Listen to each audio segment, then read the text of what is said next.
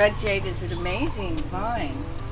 Very sturdy, you know, when you look at the way it winds itself around. It's a very substantial vine. Well, welcome and aloha. Welcome to Paleaku Peace Garden Sanctuary. This is our where we greet people and have them come in and we familiarize themselves with the ground. We have a large map here that gives the 7-acre layout that we have open to the public to see, where we have many, many orchid displays and beautiful flowers and palms and amazing statuary.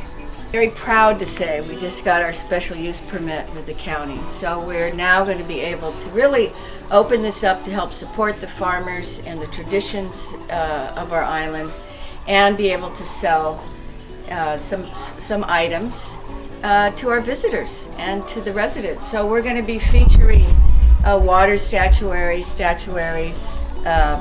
palms, bamboos, plants, orchids, and a variety of things like coffee and mac nuts. And we're also going to be selling art and, you know, greeting cards and things that, you know, our visitors will love, and also the folks, all of our neighbors and community, so that we have a way to support each other. We have monuments to all the major religions of the world here, plus importantly, Native Hawaiian and Native American. And we also have the first galaxy garden in the world, and this is a 100-foot diameter map of our Milky Way, done in beautiful flowering plants, rare hibiscus, crotons, ixoras. Something to see. And we partnered with a wonderful astronomer, John Lomberg, to create this. And as you walk through here, you're going to see, you know, different things that we have available for people. We're an educational and cultural center. So we like to educate people as much as we can about sustainability and eating and how to grow food and how to take care of their land and how to nurture themselves. So Paleaku is a very nurturing environment for people to come and walk through and relax and think about things. But, you know, the special use permit also allows us to do weddings and memorial services, events and meetings. So now we're going to be able to offer that to our community. We're very excited about this little map. When we did it, there was no master planning of anything that's been done here. It's not like I've been here for 42 years. It's not like 20 years ago I sat down and mapped this out. It all grew from the visions and the heartfelt donations of a lot of people in our community. And after we got the whole thing, and it's still growing, but when we put it on a map, it was a heart. And so when you draw the shape of where you walk through the gardens, it's a beautiful heart. And I feel that Paleaku is really the heart of our wonderful valley that we have here between the Puahonua and the Kealakekua Bay. It's a beautiful, beautiful place. So we have, this is a gorgeous mural that was done by a friend of ours. Such talent. There's so much talent that we have. We sell organic fruit, and the special use permit, it will not only allows us to sell fruit that we grow here, but also we could, you know, supplement it with macadamia nuts or coffee. This is a picture that John Lomberg did of the Milky Way, and this is our Milky Way done in plants here. This is an aerial photography of it, with the centerpiece being the black hole. And we use a beautiful fountain to depict the black hole.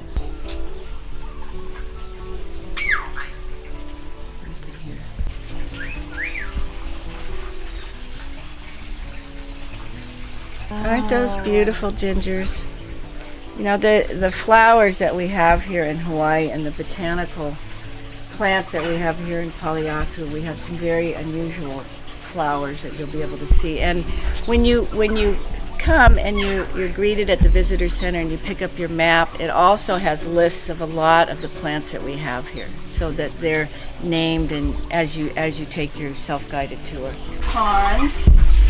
And you know, I've lived here for 42 years, so when I first came to this land, there was nothing here. It was empty. So I've been building and creating Paleaku for a long time. And it's gone through evolutions of things. So originally it was, I was in the wholesale plant business. And then 20 years ago, transferred to the Botanical Gardens and the Peace Center. Well, the sacred geometry that's here is pretty amazing. The grassy areas that we could be using to have a wedding or a service or an outside meeting in, with a beautiful view of the ocean. And as you walk through, you'll see that we have many types of taros, water taros. We have different kinds of peacocky. This is an endemic peacocky that came from Waipio Valley. We have it mixed with the popcorn orchids. You have the beautiful Hoya vine. So again, you're going to see a variety of plants as we walk through here.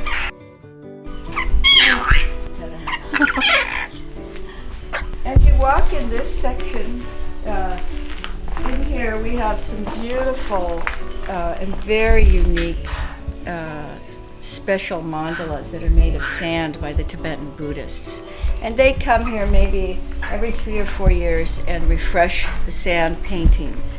Native Americans have sand paintings, and the Tibetan Buddhist traditions have sand paintings. And these are used for different healing mandalas. And these are made 1 grain of sand at a time, where they have a little rasp and they place the sand on a grid that they have drawn on there. And so that's just sitting there. If there was a large earthquake or anybody shoved it, and that's the teaching of actually the sand mandalas, the teaching of them is impermanence, that everything changes, nothing stays the same. So traditionally, when they are done making these beautiful, intricate paintings, they wipe them away. And then their sands are put in the oceans or rivers to send the blessings of their tradition into the world. There's 2 sand mandalas you're going to see here, and it took the monks 4 days, 4 monks working all day to do these. So and they're the best of the best. They come from these monasteries in India. They're sent out by their monasteries to share their art, their culture, and their traditions with other places. Normally they don't leave them like this. Usually they're wiped away when they're done. But as a special request and favor, they left them here so that all of us can really enjoy this, because it's such a blessing to have this here. So we have, again, all the different traditions of spiritual, whether you're Buddhism or you're Hebrew. We have Jewish, Hebrew. We have a lot of the Kuan Yin, and we have some beautiful Mayumi Oda. prints by Mayumi Oda that she donated for the Kuan Yin. Kuan Yin is really from the Chinese traditions, and speaks of compassion. And certainly Paleaku's mission in the world is to create a facility to foster peace and harmony within individuals, and then we take that into our communities and our families and into the world. So these different statuaries that we have here, again, create an amazing feng shui and an amazing sacred geometry that is present here at the gardens. And people feel it as they walk through here. And we have a lot of visitors from all over the United States and all over the world that come here. And we have a little guest book that they sign when they leave, and they put their comments in. And it's always so interesting to hear what they say when they're leaving. They're usually shining, happy.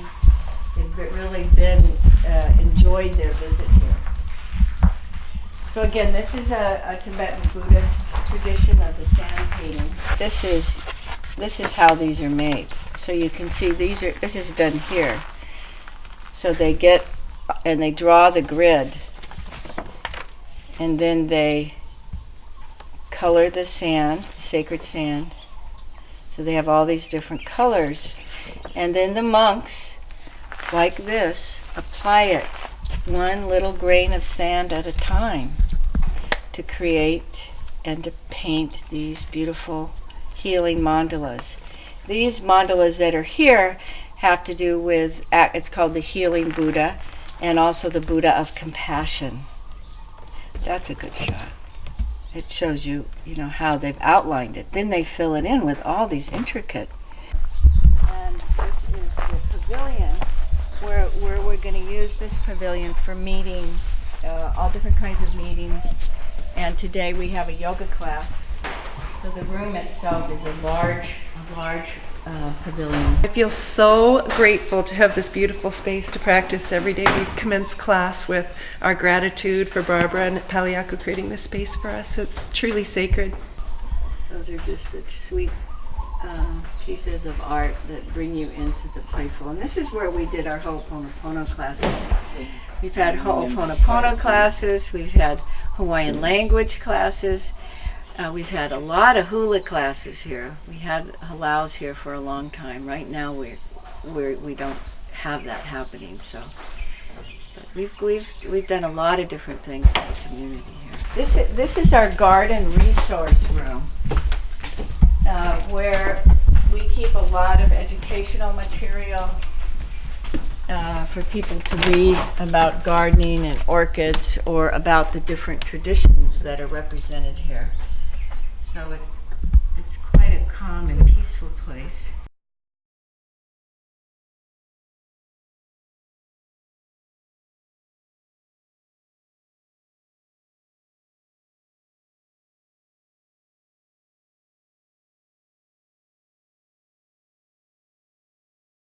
Teachers who inspired me to start the Peace Garden, Kailua, and he was an amazing friend and teacher. Is he still alive? No, well, not he is, but he's reincarnated. The Tibetan Buddhists believe in reincarnation. So this is him in his past life, and this is him now at Paleaku Gardens when he was a young, he's now older, he's now about 18. Non-sectarian, very eclectic place that really emphasizes the peace and harmony and the beauty and the joy of the world. There's such a kaleidoscope of choices that we have in our life, to find our way. And Mark Kimball, who's a very, very gifted artist, does these beautiful lava pots. And he lives up in Halualoa and has a beautiful farm up there, and I'm really happy and thankful to have some of his pots on display and for sale. But he does such beautiful work, and he makes these as water gardens. He uses them also for fire ceremonies, and he has them just for beautiful ones that are called dragon eggs. They all have different shapes, different colors, and I think now they're starting to use mosaics on the outsides of them, so they're very, very beautiful.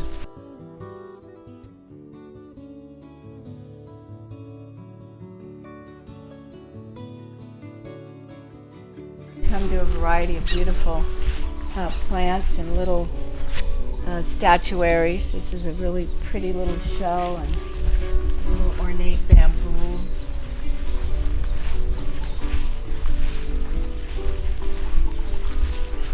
We have the different gingers and gardenias, goticolas.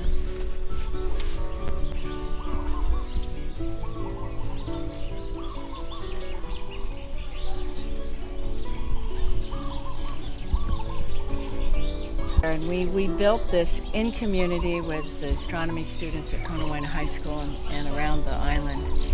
A lot of helpful hands went to create this.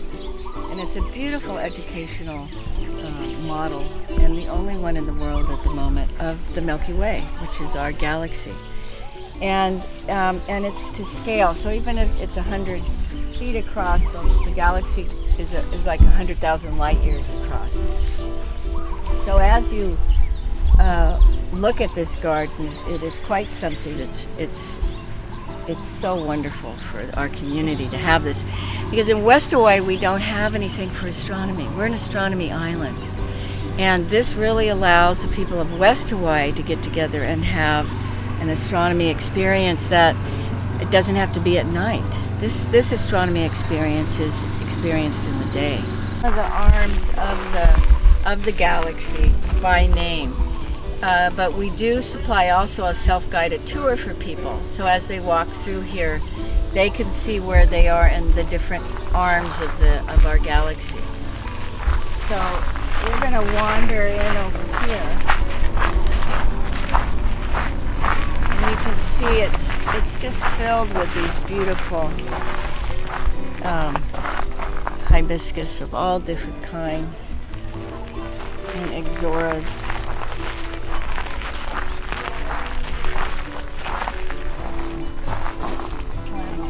It's just such a beautiful garden. But that leaf is here. So this little stud, gold stud, represents the sun, but that's much larger than it really is. So when we look out in the night sky, all we see is right here. This is all we see, this little bit here, and we think that's the Milky Way. But our Milky Way is huge. It's just hundreds of, it's hard to imagine. So when you come here to visit this garden, you actually get a visceral feeling of what it's like and where we are, and how interesting life is, and how fortunate we are to have each other. We created the center of the universe to represent the black hole with this beautiful water feature. And as you can see, there's an outer rim, and that water is actually sucked in when it gets to the bottom rim. That's called the event horizon. And that sucks the energy in, and then it shoots it back out and creates in the creative force. So anything that gets near the event horizon is sucked in, and then it's shot back out in creating things. So this is our black hole, and it's a very beautiful, again, meditative place surrounded by gorgeous hibiscus. Oh, wow. This is the grotto. This is the grotto of Our Lady of Guadalupe. And we did this last year. And all of these roses were individually made by people every time we do something here at the gardens, we fundraise. And because we're a nonprofit, we can give people that kind of a tax exemption. And so through our fundraising efforts here, we made these beautiful roses, handmade these roses here, and then through the help of some friends had them fired.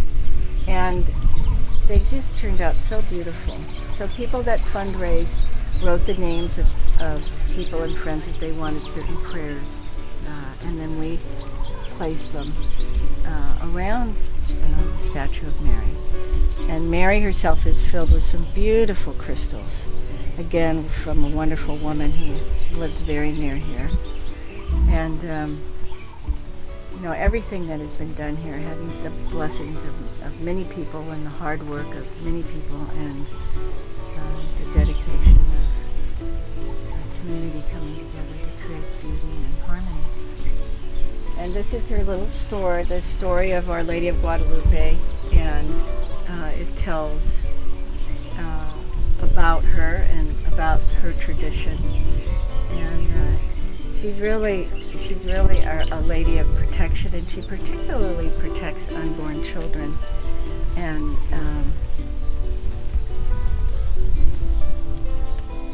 she gave her message of compassion and her promise to protect all people.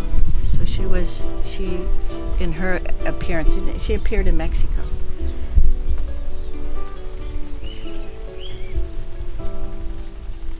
And she was the one in her appearance that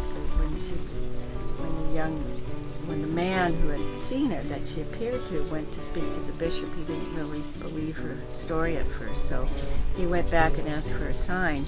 And she said, put down your tillum. It's their cloak, and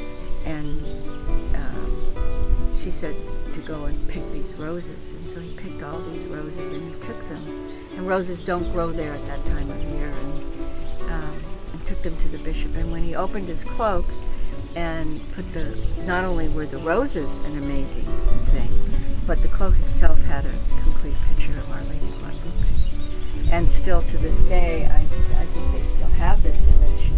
It's a cactus cloth coat, and 479 years later, it still shows no sign of decay. It has her complete picture.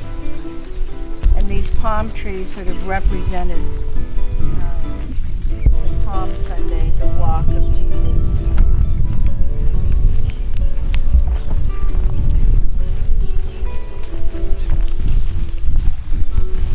Grapefruit, Adamoyans, we have a lot of star fruit, we have avocados, papayas, and a lot of different citrus. We have the lemons, limes, oranges.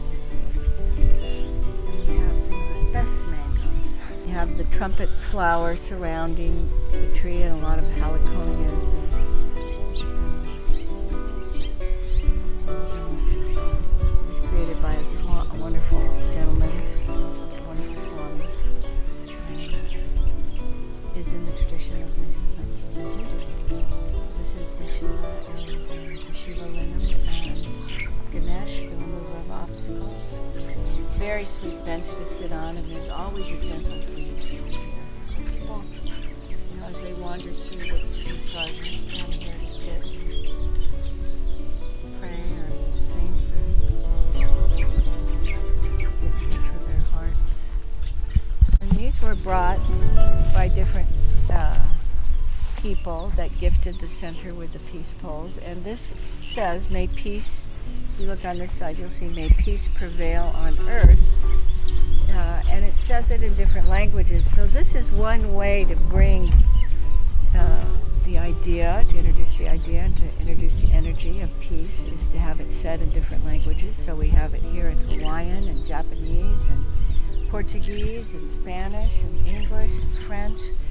And we actually have two peace poles here. And one of them was brought to us by Oshima, which is a Japanese island that is like our sister island in Japan. And people traveled here with this peace pole, and through the local kahuna ended up here at Paleaku to put the peace pole here. And if you stand on the stones and look down, you actually see the peace sign. So it's all done in yellow lantana. And we have a lot of noni here too, a lot of noni hedging. So we have a St. Francis here also, and this shrine, there's actually a little book written about it, and it's up there at the Garden Resource Center. But the center of it is the crown of thorns to represent Jesus, and the star. The geometry of the star, which is in the Jewish tradition, because Jesus was Hebrew, it traces his lineage backwards. And then the cross in the center is his redemptive qualities, his redemption. And then the pegs that are on the edge of the star are the nails of the cross. And in the top of those nails are carved letters, and each letter represents a different ethical teaching of Christianity, like faith, integrity, hope, work.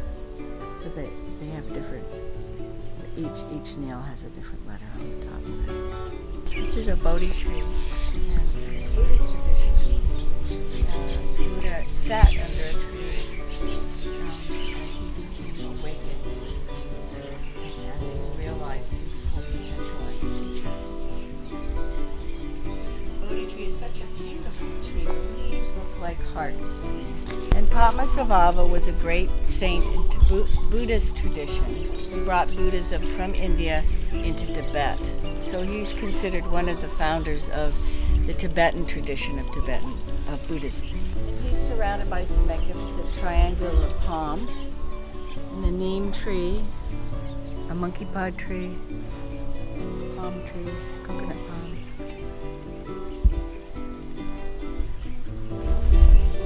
This is a stupa, and this is in the tradition of Tibetan Buddhism. These are built around the world. However, this one is the first Kalachakra that was built in the West outside of Tibet. And Kalachakra stupa is a certain kind of stupa that's used to create and emanate peace and harmony in the world. And inside it is all filled with crystals and prayers and special rocks from all over the world and relics of great saints.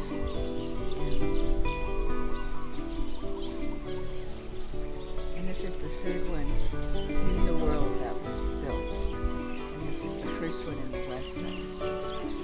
So people can come here and have lunch, bring a sack lunch and sit and have lunch. This is a Native American medicine wheel, and they use this, again, to get in touch with the deeper sense of life itself and to reflect upon things and ponder and ask questions. They would walk the medicine.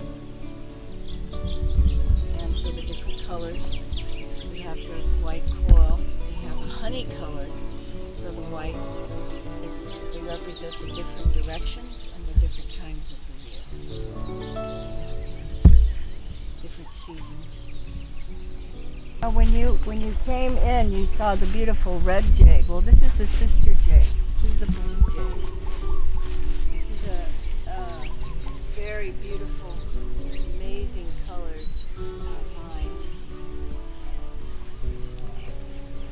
It looks almost like a parrot. This is the labyrinth. The labyrinth is not a maze. The labyrinth has one way in and one way out. It's not designed to have you get lost. It's actually for you to find the center of the labyrinth, the center of yourself, the center of energy. And so many people use this as a walking meditation. And they ask a question as they walk in, they get to the middle, they contemplate, and then they begin their journey out. Very beautiful palm tree, it's like the mother palm tree. That's what it reminds me of.